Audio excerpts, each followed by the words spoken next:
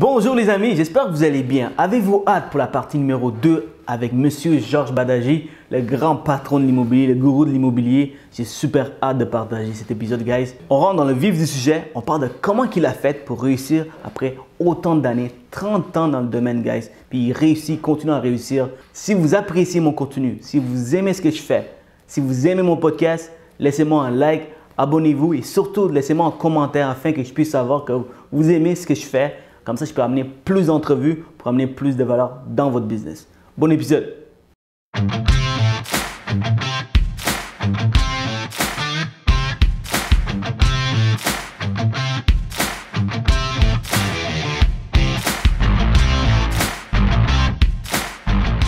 Le domaine du courtage est en constante évolution. Dans une ère technologique où le changement est presque assuré et inévitable, il faut plus que jamais rester à jour et s'adapter aux tendances innovatrices de notre domaine. Vous voulez apprendre des meilleurs courtiers hypothécaires et immobiliers du Québec? Vous voulez devenir un leader dans le courtage? Voici le podcast qu'il vous faut. Les courtiers du Québec avec Seroujane Kenishalingam. C'est excellent ce que tu dis parce que les nouveaux courtiers immobiliers, ils ne veulent pas faire tout ça. Ils disent ça, ça coûte trop cher, mais ils veulent tous des listings. Parce qu'ils sont un peu... les achats, c'est bien beau, mais ils veulent tous des listings. Puis j'aime bien le point que tu amènes, c'est-à-dire que les personnes plus âgées sont dans le journal, sont dans le... Il faut faire des listings, il faut envoyer des accroche-top et tout ça pour aller atteindre ces personnes. C'est excellent. Accroche pas, personne ne demande. Tu Ouais. arrives chez lui, il se tape pas. Tu le prends, tu mets le recyclage, tu le prends, tu mets le recyclage, tu le prends, tu mets le recyclage. À un moment donné, quand il est temps de vendre ta maison, tu vas dire qui j'appelle. Ah ben lui, je le vois tout partout. Ouais, c'est excellent. C'est un peu normal. Maintenant, tu sais, je peux pas dire que ça va pas shifter complètement. Probablement que quand la clientèle va vieillir, tu sais, moi, quand j'étais plus jeune, on utilisait le fax. Le fax, il est mort. On en a un encore, mais ne demandera pas il est où, je sais pas exactement. Je sais qu'on a un numéro de téléphone pour, mais that's it, tu sais. Fait que c'est normal que la technologie, ça évolue. Puis il y a des chiffres qui se font. Puis nous, ben, moi, j'ai toujours fait ça. J'essaie les affaires nouvelles, mais je laisse pas aller ce qui marche bien, même si ça coûte de l'argent ou que c'est moins cher ailleurs. C'est bien. Souvent, les courtiers immobiliers ou hypothécaires, ils tombent en amour avec leur marge de profit. Fait que, tu sais, c'est sûr que si tu fais des téléphones, ça marche bien pour toi, puis tu sollicites tout le monde, puis qu'il y a 98 personnes qui disent non sur 100. Il y en a 2 qui te donnent un rendez-vous, il y en a un qui te donne un contrat. Ça marche, c'est efficace, ça coûte pas cher, mais c'est vraiment ça que je veux faire dans la vie, moi, appeler du monde pour savoir s'ils veulent travailler avec moi. Quand tu appelles un client pour faire affaire avec toi, tu es un vendeur. Quand c'est le client qui t'appelle parce qu'il t'a vu tout partout, tu es un expert. Oh. Puis ça change toute la relation tout au long de la transaction par la suite que tu as avec tes clients. Il ne faut jamais oublier ça. J'adore ce que tu dis. Ah, c'est bien ça, j'aime ce quote. Et qui Georges Badaji. C'est ça. Ah, ok, puis un courtier qui veut se lancer dans le luxueux, c'est quoi ton meilleur conseil pour lui? Ben, Comment tu peux commencer? dans le marché de luxe, tu parles? Bon. Ça me fait tellement sourire, OK? Pourquoi? Parce que mes filles ont 22 puis 24 ans. Fait que moi, j'arrive à la maison, je mange, je suis fatigué, j'ai ma journée dans le corps. Puis il y en a une des deux qui décide d'écouter Selling Sunset. Je sais pas si tu connais ça. Oui, c'est Netflix. Bah, Netflix. Là, c'est un gros succès. Là, je regarde ça. Moi, je dis-moi mange. quelque chose. Est-ce que ça ressemble comme ça, la vie de Zéro okay, de barre, voilà. OK? Mais, bon, écoute ça. Moi, je vois des belles filles, talons hauts, champagne, Ferrari. Ils ont fait une visite libre Burgers and Buttocks. C'est comme, qui fait ça, Burgers and Buttocks? C'est une bonne idée. Fait que moi, j'écoute ça d'une oreille, tu sais. Là, à un moment donné, le gars, il parle Oppenheim Group. Il dit, we're the Oppenheim Group. We sell luxury real estate in West Hollywood, Puis il dit, last year, we sold $250 million in real estate. Et fait que là, à un moment donné, je mange, je dis, hey, je dis, recule donc, qu'est-ce qu'il y a? Il recule. Il dit, we sold $250 million in real estate. Je dis, on a vendu plus que les autres. On n'a pas de chic, on n'a pas de Ferrari, puis on a vendu plus d'immobilier que ce show-là. Fait que c'est un show, s'ils font bien, ils attirent beaucoup d'attention, mais c'est pas ça l'immobilier. On négocie pas au téléphone, on dit pas, OK, c'est bon, on s'en va luncher, c'est réglé. Il y a beaucoup de travail, il y a beaucoup de paperasse. Le client accepte l'offre par il y a beaucoup d'informations. Puis ce que j'ai remarqué, c'est que le groupe Oppenheim, si tu vas sur leur site web, tu vas voir plein de gars qui travaillent dans l'entreprise, mais tu les vois jamais dans le show de télé. Non, Après moi, eux autres aussi, ils doivent en faire des ventes. Donc, c'est une vraie agence immobilière. C'est une vraie agence immobilière, mais c'était un show pour la télé, tu sais, Okay. puis bon, ils servent de la télé pour faire vivre. Mais tout ça pour dire que j'ai beaucoup de jeunes qui arrivent dans cette profession-là en pensant que l'immobilier, c'est ce qu'ils voient dans Million Dollar Listing, Sun Selling, Sunset. Puis non, c'est beaucoup de travail, c'est beaucoup de disponibilité, c'est beaucoup de gestion psychologique des clients, la gestion des attentes. Faut que tu sois bon en marketing, faut que tu sois bon au point de vue légal, faut que tu sois bon en fiscalité, faut que tu sois bon en vente, en informatique, tu sois bon dans bien des affaires pour être courtier. Puis c'est pas vrai que c'est juste montrer la maison, voici la salle de bain, voici la toilette. C'est-à-dire, il y a beaucoup d'efforts qui est fait. Et puis, ça se passe pas du tout comme ça. Fait que souvent, ils rentrent, puis là, ils voient que c'est pas vraiment ça, que c'est beaucoup de travail, puis ils sont déçus, puis ils sortent. 80% des courtiers au Québec, ça fait moins de 7 ans qu'ils sont là-dedans. Ça veut dire qu'à tous les 7 ans, il y a presque les 3/4, sinon plus, de la population de courtiers immobiliers qui a un turnover. Donc, c'est quoi le secret pour réussir à genre, Ben, il y a plus qu'un secret. Ça, c'est une question que on me pose tellement souvent. Là. Moi, je connais la réponse. Oui, bon, mais ben, je veux dire, dis-moi ta réponse, je vais dire la mienne. Ben, moi, selon moi, c'est le travail, c'est la constance, Ouais. c'est du marketing, c'est du développement personnel, c'est un peu de tout. Il n'y a pas vraiment de secret. C'est ça que j'ai compris. C'est aussi entourer des personnes comme toi. Tu sais, moi, tu fais cette entrevue, mais en premier lieu, c'est pour moi. Ouais. Après ça, je partage. Moi, je suis content de partager ce que je fais. Quand j'étais jeune, les gens ne partageaient pas, comme je t'ai dit plus tôt. Je suis content de partager. Maintenant, je veux pas que les gens deviennent un Georges Bardagy. Moi, quand je vais voir d'autres gens qui m'inspirent, ben, je prends ça, c'est bon, qu'est-ce qu'il a dit, ça, c'est bon, puis je prends ça de lui, puis je fais ma propre recette. Fait que moi, je trouve que Sirouyan, toi, tu devrais, moi, venir voir les autres, puis dire, moi, je vais faire Sirouyan. C'est ça qui est important. Donc, ça, c'est le premier secret, c'est de pas copier à 100% le comportement, mais de s'inspirer de ce qu'ils font de bien, puis de l'appliquer dans ses propres affaires. Okay? Il n'y a pas de secret. La plupart des gens qui réussissent en affaires, ils ont beaucoup de choses qu'ils mettent en commun, ils ont des dénominateurs communs, mais je dirais que ça prend beaucoup de travail, ça prend beaucoup de compétences, ça prend beaucoup d'assiduité et ça prend de l'innovation. Il faut risquer. Des fois, il faut que tu prennes des risques. Okay? Et des fois, tu tombes, puis il faut t'apprendre à te relever. C'est jamais facile. Mais ce que je peux dire d'une façon générale, c'est que le client qui fait affaire avec un fournisseur de services aux particuliers, que ce soit comptable, notaire, arpenteur, que ce soit courtier hypothécaire, courtier immobilier, vendeur d'assurance, courtier en valeur mobilière, n'importe qui s'adresse à une business de services professionnels, le client il se pose 3 questions. Première question, es-tu bon dans ce que tu fais? Ça, c'est ce qui, quand il t'interviewe, il va se poser cette question-là. C'est Oriane, es-tu bon dans ce que tu fais? Deuxièmement, est-ce que je peux te faire confiance? Autrement dit, are you good at what you do? Can I trust you? La dernière question qu'il va se poser, puis c'est là, alors des compétences, il y en a qui n'ont. Est-ce que je peux te faire confiance? Il y en a oui, il y en a plus ou moins. Le degré d'intégrité peut varier, donc ça prend beaucoup d'intégrité. Puis la dernière chose qui se pose comme question, c'est do you really care about me? Puis c'est là que la plupart des vendeurs passent leur temps à faire des choses urgentes qui ne sont pas importantes. Les autres, c'est quelque chose d'un nouveau client, celui qui crie le plus fort, il court après, mais celui qui l'aime, qui a déjà fait confiance, qui a donné de l'argent, lui, il l'oublie, puis il part à d'autres choses. Mais n'oublie pas cette clientèle-là qui t'aime déjà. Fait que si ton client, déjà, il peut répondre à ces 3 questions-là avec un fournisseur de services par oui, ben là, tu es déjà en business pour bien réussir. C'est ça que les compétences, les valeurs de l'équipe Bardagy principale, c'est toujours d'augmenter ses compétences. En anglais, on dit « it's the skills that pays the bill ». All right? Deuxièmement, donc les compétences. Deuxièmement, ça prend beaucoup d'intégrité. Parce que, tu sais, à un moment donné, les menteurs, c'est facile. À un moment donné, ils se ramassent sur la voie d'évitement. Puis ta réputation est longue à construire, puis elle est très vite à défaire. Fait que c'est bien important d'avoir de l'intégrité. Puis l'intégrité, si je dis dans une salle de 500 personnes, qui est malhonnête ici, il n'y a pas personne qui va lever la main. Pourtant, moi, je peux dire je suis honnête, mais si je rentre chez nous à, je sais pas, moi, à 1h du matin, même si je suis à Montréal, puis je vois qu'il n'y a personne, je vais peut-être tourner sur la lumière rouge pour m'en aller plus vite chez nous. Mais pourtant, je suis honnête, mais j'ai enfreint la loi, tu comprends-tu? Il y en a qui vont trouver un portefeuille dans la rue, ils vont vider le cash, puis ils vont reporter les cartes de crédit puis les permis de conduire. D'autres vont sortir le cash et les cartes de crédit, juste remettre le permis de conduire. D'autres vont prendre tout l'argent puis les cartes, vont pitcher ça dans la poubelle. Alors, tu sais, l'honnêteté, c'est très élastique d'un individu à l'autre, mais il y a plein de façons, on a plein d'occasions de prouver à nos clients, à nos fournisseurs de services, à nos partenaires, à nos équipiers, nos employés, qu'on est intègre. Puis à chaque fois qu'on en manque une, c'est pas bon pour notre brand. Puis à chaque fois qu'on fait preuve d'intégrité, c'est très bon pour le brand. Donc ça, c'est très important. Puis la dernière chose, c'est de l'empathie. L'empathie, c'est se mettre dans les souliers de l'autre.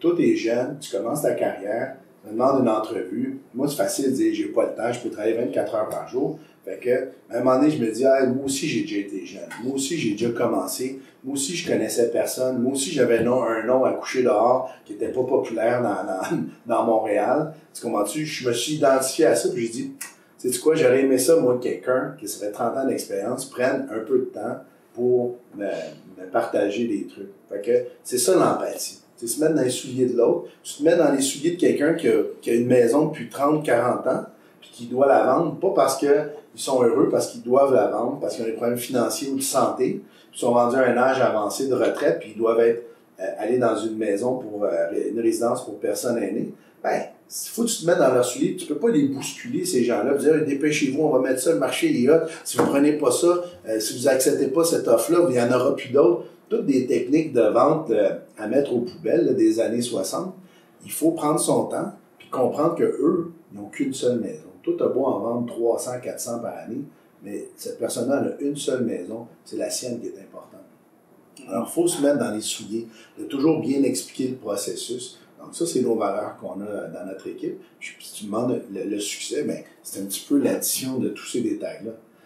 Est-ce que j'ai un meilleur produit parce que on fait plus de pubs, parce qu'on est une équipe, donc on est plus disponible, parce que on a beaucoup d'intégrité, puis de compétences, puis d'expérience? Je ne sais pas pourquoi on fait un meilleur résultat. Mais ce que je sais, c'est que si je mets tous ces détails-là bout à bout, mon client, il a un meilleur résultat, puis une meilleure expérience. Puis quand il y a ça, il va donner mon nom à tout le monde qui connaît, parce qu'un courtier immobilier, c'est un peu comme des fois un couvreur, un avocat, ça n'a pas toujours bonne presse, mais quand tu en connais un qui est compétent, intègre, puis empathique, sympathique, tu donnes son nom à tout le monde que tu connais, puis c'est comme ça que quelqu'un devient vraiment gros en termes de volume d'affaires. Wow! Merci beaucoup, Georges. Puis je te confirme, tu es vraiment sympathique. T'es vraiment occupé, là. Je t'explique pourquoi. T'es très occupé, t'es le numéro 1 au Québec. Puis j'ai approché beaucoup de monde qui sont occupés aussi, mais pas autant que toi. Puis je cours derrière eux encore aujourd'hui pour avoir une entrevue. Puis toi, t'as décidé de faire ça avec moi aujourd'hui. J'apprécie énormément. Puis ça me fait plaisir de le faire. Ouais, vraiment. Si tu es capable de mettre en application 2-3 affaires, puis moi, de te côtoyer, je vais apprendre aussi 2-3 affaires. C'est pas vrai parce qu'on est numéro 1. Tu sais, numéro 1, d'ailleurs, là, faut en prendre puis en laisser. Là, je veux dire, nous, ça fait 16 ans qu'on est l'équipe numéro 1 au Québec, mais je te mets au défi de trouver ça sur mon site web. Tu sais, je veux dire, c'est pas... Le client ne fait pas affaire avec toi parce que tu es numéro 1. Quand j'étais 92e au monde, je pensais pas que j'étais moins bon que maintenant. Exact. Mais c'est le résultat. Fait que j'ai de la gratitude, je suis reconnaissant, je suis content de voir où on est rendu. Mais le client écoute juste un seul poste de radio. C'est WIFM. What's in it for me? Fait que toi, que tu sois ici, it's not about the agent. C'est pas à propos du courtier, c'est à propos du client. Qu'est-ce que tu vas faire pour lui? Comment tu vas l'aider à bien vendre sa maison? C'est qui t'a recommandé à cette personne-là? C'est ça qui est important. Numéro 1, là, tu regardes, là, on dirait que tout le monde est numéro 1 de quelque chose dans l'immobilier. Moi, je suis numéro 1 des duplex vendus à Ville d'Anjou entre 400 et 600 000 dans la moitié du mois de juillet. Tu sais, à un moment donné, si tu commences à utiliser des statistiques, fait, c'est bon, c'est correct, je comprends la gratitude, mais c'est pas quelque chose qu'on devrait abuser. C'est le côté compétence, mais il faut avoir l'intégrité, puis aussi avoir c'est quoi la deuxième que tu m'as dit? Compétence, intégrité, empathie. Empathie, exactement. Ouais, exactement. Mais c'est les deux choses, les gens ne peuvent pas savoir. Ouais. Moi, là, des fois, les gens sont impressionnés, ils me rencontrent d'autres courtiers qui commencent chez Max ou quoi. Ils me voient dans les trophées, la soirée des trophées Maxime, tout ça. Je leur parle, ou quand ils me parlent, ils me voient, puis je vois qu'ils sont impressionnés. Je dis, écoute, je fais ma même job que toi, là. J'ai juste fait plus longtemps, j'ai plus de volume, puis on a eu plus de succès au fil des ans, mais il n'y a pas de raison que ce soit pas la même chose pour toi. Puis c'est pas quelqu'un de moins bon que moi. Tu sais. J'ai regardé un gars super sympathique qui a été interviewé qui s'appelle Rodney. Écoute, c'est un chouette type, je l'ai rencontré, puis on a échangé, puis je trouvais qu'il a des belles valeurs, il veut réussir, il veut bien faire, puis il veut le faire de la bonne façon. Moi, ça m'impressionne, ça me fait plaisir. Parce que d'autres, pendant longtemps, on a eu le virage Bardagie, on a une compagnie de coaching, on coach à peu près une 40aine d'équipes au Québec. Donc, on aime ça, redonner un peu à ça, puis de voir ces jeunes-là monter, moi, je trouve ça très gratifiant personnellement. Puis, c'est ça, comme je te dis, j'apprends aussi à travers cette conversation. Ce que je voulais dire, c'est, oui, tu vois, tu parles d'intégrité, c'est sympathique. Tu sais, dans le prêt privé, parlant un peu de ce que je fais, dans le prêt privé, c'est un domaine qui est très, tu sais, les clients, quand on parle de prêt privé, ils pensent aux requins, ils pensent aux c'est sketch, tu dirais mes filles, c'est sketch un peu. Ouais, c'est sketch un peu.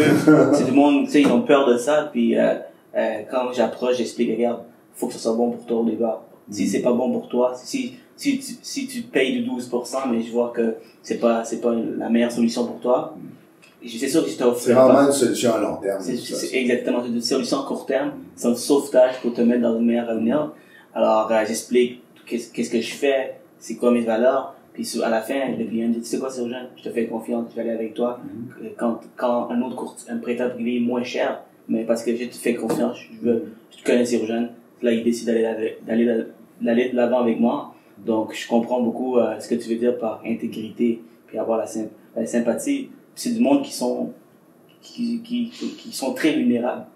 C'est du monde qui sont en train de perdre leur propriété. Où je travaille avec des investisseurs, tout le monde là, tu as besoin d'une grosse dose d'empathie. Exact. Parce que moi, quand j'ai des clients qui viennent me voir pour vendre la maison pour des problèmes financiers, c'est pas drôle. La famille, des fois, était tout autour de la table. Des fois, ils ont fait venir 3-4 courtiers. Puis, tout le monde est prêt à vendre. Les courtiers immobiliers sont trop contents d'avoir un listing. Mais là, je leur pose la question, je vous écoute, je dis, mais là, c'est parce qu'on a perdu nos 2 emplois, puis on n'est plus capable de payer l'hypothèque, tu sais, fait que on n'a pas le choix, il faut qu'on vende, tu sais.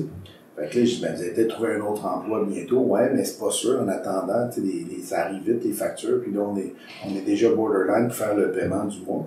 Ben, ça, j'étais avec des solutions quand j'étais plus jeune, tu sais.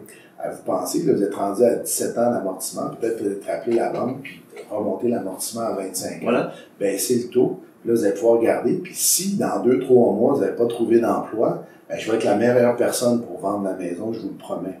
Mais vous ne m'avez pas fait venir ici pour juste vendre, mais demandé de trouver une solution. Ça, c'en est une solution. Là, la question du père de famille avec ses enfants, il dit, hey, écoute, il dit, parce que t'es le seul courtier qui nous a parlé de ça. Il dit, mais je vais vous mettre en contact avec mon courtier hypothécaire. Puis on peut voir ou avec votre banque pour organiser comment ça peut être fait. Les gens me disent, ben, comment tu vas être payé, toi? Ben, je dis, je ne serai pas payé, là. Tu sais, je fais ça. Vous me demandez un conseil, je vous le donne, je t'intègre, je vous le montre, je me mets dans votre eau, vous n'avez pas le goût de vendre. Fait que, mais ces clients-là, là, comment ils vont me payer? Moi, je vais vous dire comment ils me payent. Dans les mois qui suivent, ils vont parler à tout le monde que s'ils vendent leur maison ou acheter une maison, ils devraient faire affaire avec notre équipe. Ça c'est un parfait exemple. Quand tu agis comme ça, à court terme, tu perds de l'argent des fois, tu perds des contrats. Quand je dis aux clients combien je pense qu'elle vaut vraiment la maison, puis qu'ils prennent un autre courtier qui demande plus cher juste pour avoir le contrat, sur le coup, là, mais je l'ai perdu le contrat. À long terme, j'ai gagné le respect, la confiance, puis ça, c'est payant longtemps. C'est comme une boule de neige au printemps, tu le sais, quand on roule une boule de neige, la neige est collante, c'est une petite boule, mais ta carrière, tu roules, puis à un moment donné, elle est tellement grosse que tu n'es même pas prêt de la lever tout seul, tu as besoin d'avoir d'autres mondes avec toi pour lever la boule tellement que les clients sont devenus nombreux. Ben, c'est ça. La confiance, c'est payant. Oh. Puis il y a beaucoup de courtiers immobiliers qui commencent, puis c'est pas c'est pas l'affaire la plus importante pour eux. Hein?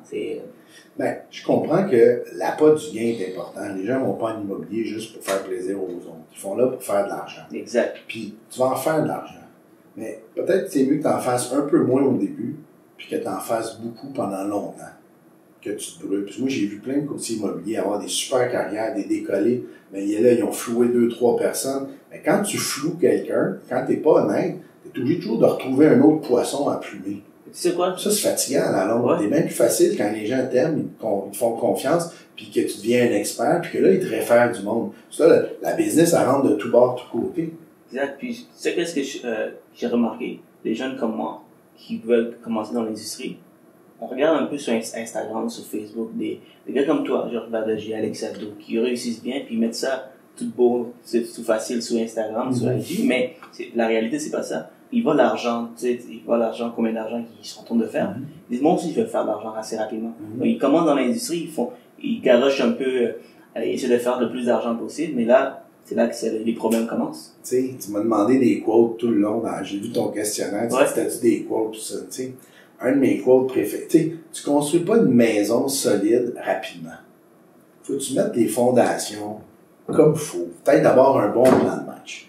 C'est ton quote, c'est le quote avec quelqu'un d'autre, ça? Non, non, la maison, c'est moi, là, tu veux dire, c'est comme, ça prend des fondations, ça prend des plans, ça prend un plan de match, tu t'engages un architecte, tu as une vision, tu as un rêve, tu la mets en place. Après ça, tu engages l'architecte. Après ça, tu trouves un bon contracteur pour mettre en œuvre avec rigueur les détails du plan. Tu construis pas le toit avant de construire les fondations. À un moment donné, il y a un ordre dans les choses, puis au bout de la ligne, tu vas avoir une maison bien construite, solide, qui va durer des centaines d'années. Mais si tu construis, tu croches, tu pars vite, puis que tout ce que tu veux, c'est avoir une maison, mais qui n'a pas de fondation, qui n'a pas d'isolation, mais tu vas avoir des problèmes. Autrement dit, le quote qui vient de Zig Ziglar, pour le côté, celui-là, c'est dans la vie, si tu prends le chemin facile, ta vie va être difficile. Si tu prends le chemin difficile, ta vie va être facile. Fait que ça, là, c'est vraiment le bon exemple. Quand quelqu'un commence, qui est trop pressé, qui veut, c'est correct d'avoir de l'ambition. Je respecte ça, j'en ai eu, j'en ai encore. Je respecte l'ambition. De faire beaucoup d'argent, je respecte ça. Mais fais-le de la bonne façon. Fais en sorte que tu es bien payé pour ce que tu fais, mais que le monde, non seulement tu es bien payé, mais que le monde, ils vont te référer tout le monde qu'ils connaissent. Ça, c'est bien plus payant. Parce qu'une commission en immobilier ou en courtage hypothécaire, c'est comme la pointe de l'iceberg. Fait que là, t'es content de ramasser la pointe de l'iceberg. Mais l'argent, là, c'est tout ce qui est en dessous de l'eau. Mais en dessous de l'eau, là, c'est les future business que tu vas faire avec chaque client que tu as réussi à créer un lien d'affaires. Et ça, là, c'est bien plus payant pendant longtemps que juste, tu sais, comme aller égorger quelqu'un, puis aller négorger un autre, puis négorger un autre. Fait que t'as eu un résultat rapide, t'as fait de l'argent rapide, mais t'en as pas fait beaucoup pendant longtemps. Puis à un moment donné, il y a quelqu'un d'autre qui est plus smart, qui va flouer encore plus rapidement quelqu'un, puis toi, tu vas tomber on the sideline. Ça me fait penser à un des dossiers que j'ai eu dernièrement. J'ai reçu le livre, c'était une hypothèque de 130 000. En fait, c'est quelqu'un d'autre qui l'a reçu. Si Urgent prend le 130 000. C'est pas beaucoup. C'est pas beaucoup. J'appelle le client, je jase avec lui. Et là, il y a comme 4-5 propriétés. Alors, qui vaut 1,1 million, l'autre à 700 000, 500 000, il veut tout refinancer. Et là, j'ai dit à mon gars, regarde, man, tu vois, t'as regardé juste le bord de l'iceberg. Exactement. L'iceberg est en dessous. C'est ça. Ça, c'est un bel exemple en immobilier. Si tu veux faire, pour ceux qui écoutent, là, en immobilier, la corrélation, c'est des fois, là, j'ai quelqu'un qui appelle, il veut louer une propriété. Pas une location. Ça, c'est plus de travail pour presque pas d'argent. Mais tu sais jamais, cette personne-là qui loue, peut-être n'a pas d'argent, peut-être c'est un étudiant qui est en médecine, dans 2-3 ans, il va acheter une maison de $1 million. Peut-être qu'ils ont dans leur famille ou dans leur entourage des gens qui vont acheter une propriété. Peut-être que ce locataire-là, en cours de route, va s'apercevoir que finalement, après l'avoir référé à un courtier hypothécaire, il est capable d'acheter, puis il va finir par pas louer puis acheter de quoi. Puis toi, là, à chaque fois que tu as une occasion de montrer tes compétences, ton intégrité, puis ton empathie à n'importe quel client, peu importe ce qu'il veut ou ce qu'il cherche, tu devrais jamais laisser passer ça, parce que tu sais jamais qu'est-ce qui se cache derrière. Donc, faut jamais sous-estimer personne. C'est parce que les gens, leur focus, c'est le cash. Ton focus devrait être à aider du monde. T'aides beaucoup de monde, t'auras pas de problème de cash. Si ton focus c'est sur le cash, à un moment donné, le monde va s'en apercevoir, puis t'auras de moins en moins de personnes à plumer. Exact. Et tu dois tout le temps courir derrière les nouveaux clients. Ben ça, c'est comme le monde, ils veulent instant recognition, gratification, tout de suite. C'est un trait de ta génération. On voit ça souvent. Ils veulent ça tout de suite, pas brûler les étapes. Hey, j'ai pas goût de travailler pendant 20 ans, puis moi, je vais battre Bardagie tout de suite, je vais le mettre dans ma poche arrête. Peut-être, mais tu sais, je veux dire, il faut que tu comprennes que notre fondation est solide. C'est un bunker, nous autres, notre équipe. Si on est là depuis 16 ans avec les résultats qu'on a, c'est parce que on fait des choses bien, puis quand on les fait mal, on les corrige, on s'excuse, quand on fait des erreurs, on s'améliore tout le temps. Parce qu'il y a toujours cette volonté de faire mieux. En business, la journée que tu arrêtes d'avancer, tu commences à reculer. Tu restes pas au même endroit. Quand tu arrêtes d'avancer, là, tu restes pas là, tu recules. Parce que c'est comme ça en affaires. Fait que nous, là, ceux qui sont tous dans l'urgence, dans la rapidité, instant success, ça peut être instant failure aussi. Tout ce qui monte vite, descend vite. Je respecte beaucoup puis tu m'inspires. Okay. Tu sais pas à quel point. Je suis content, mais ouais, c'est vraiment ce que je pense, parce que tout le monde me demande une recette magique, comme si j'étais tombé dans la potion magique. Je ressemble un peu à Obélix, mais je veux dire, je suis quand même pas tombé dans la potion magique de l'immobilier, là, tu sais. Puis je peux confirmer, guys, que ce que Georges Badaji nous partage aujourd'hui, c'est bien vrai. Ça fait 4 ans que je suis tout jeune, donc les jeunes qui m'écoutent aujourd'hui, ils pouvaient, tu sais, je suis un parfait exemple, c'est-à-dire que j'ai toujours pensé aux clients d'abord. Aujourd'hui, mon téléphone sonne comme ça se peut pas. Pourquoi? Ben, j'ai toujours pensé aux clients d'abord. Donc, l'argent va venir. L'argent, c'est pas un problème pour moi maintenant. Tu vois? Mais au départ, c'était un problème. Ma première année, j'ai fait 12 500 $. Je te crois. Moi, la première année, j'étais recrue de l'année Remax du Québec en 91. J'avais fait 43 000. Wow. Tu vois? Mais 43 000, attends, 43 000. Dans ce temps-là, c'est ça, mais c'était quand même pas beaucoup, tu sais, comme en comparaison d'aujourd'hui. On était dans une récession, personne ne vendait rien. C'est le meilleur temps pour commencer dans le business, parce que tous ceux qui étaient établis, ils étaient dans un mode de confort, une zone de confort. Puis moi, j'avais des nouvelles idées marketing, tout. Que c'est souvent dans un marché qui diminue que c'est bon de rentrer dans une profession. Les taux d'intérêt étaient à 9-10%. C'était élevé, effectivement. Comment, dis-moi, à ce taux-là, comment que les clients réussissaient à payer? Rien, là, les propriétés étaient de 100 000 $ au lieu de 600 000. Fait que c'est sûr que, tu sais, tu fais 6 donc, ça arrive au même montant que... Ben oui, tu sais, les gens me font rire avec ça. Ce qui risque d'être un problème, c'est si les taux augmentent drastiquement, là, on risque d'avoir une baisse des prix en immobilier puisque tu viens réduire directement le pouvoir d'achat. Mais je vois pas comment ça peut se produire à court terme. À court terme, non. Parce que tu vois, avec tout ce qui se passe en ce moment. À long terme, si tous les dollars qui ont imprimé à cause des crises rentrent en circulation, ben, tu risques peut-être d'avoir beaucoup d'inflation, d'être obligé d'augmenter tes taux. Mais on est loin de voir ça. Je trouve qu'il y a beaucoup de place versus, si on compare Toronto, le marché de Toronto et Vancouver, on a beaucoup de place pour que certains... Pourquoi tu dis ça? Parce que tu vois, la propriété que j'ai, que mes parents ils ont, ça vaut autour de 500 000. Dans cette même propriété, à Toronto, c'est autour de 800 900 000. Ouais, puis cette propriété-là à Tokyo, elle vaut combien? Puis à New York? Je connais pas. Tu comprends-tu? C'est le rattrapage d'un pays est artificiel. Ça n'existe pas, le rattrapage. Le marché immobilier, c'est un paquet de choses mises ensemble. Principalement l'offre et la demande, le taux d'intérêt, la proximité des centres d'intérêt. On peut penser qu'au coin de Yonge puis Bloor, tu sais, dans Toronto, que tu as un épicentre, puis à mesure que tu t'éloignes de là, le terrain vaut moins cher. Ouais. Mais Toronto, c'est un endroit où les gens gagnent plus d'argent qu'à Montréal. Donc, c'est normal que les prix des maisons valent plus cher. Mais les gens à Toronto gagnent moins d'argent qu'à New York. Donc, c'est normal aussi qu'à New York soit plus cher. À New York, tu as des clients qui viennent de partout à l'étranger. Donc, tu as comme une grande clientèle mondiale qui habite à New York. C'est une mégapole, si on veut, un peu comme Paris, Los Angeles, Tokyo. Tu sais, c'est des villes internationales. Donc là, tu viens encore grossir avec de l'argent qui vient beaucoup de l'étranger. Donc, tout ça, ça vient contribuer à affecter le marché immobilier. Montréal. Donc, ici, Montréal, ça vaut plus cher que Trois-Rivières. Pourquoi? Ben, les gens, il y a plus d'emplois, le monde font plus d'argent, il y a plus de demandes pour Montréal, puis le terrain, il vaut plus cher. Il n'y a pas de raison, tu sais, le bout de tuyau, la brique, le toit à Bardeau, il vaut le même prix à Trois-Rivières, à Montréal qu'à Québec. C'est qu'est-ce qui est la différence entre, c'est la demande pour le terrain qui est en dessous. Immobilier dit immobile, donc la demande pour l'immobilier, ben ça varie. Donc, le rattrapage qu'on a à faire